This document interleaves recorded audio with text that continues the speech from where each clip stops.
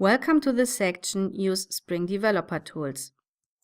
The first video of this section is Property Defaults in Development Time Configuration.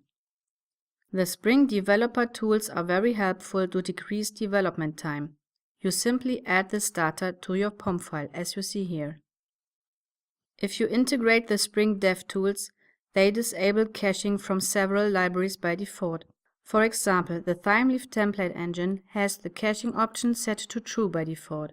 The DevTools set it to false.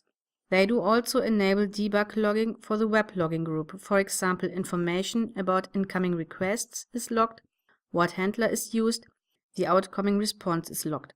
If you wish to log all request details, including potentially sensitive information, you can turn on the Spring HTTP log request details configuration property. Here you see the default settings of DevTools.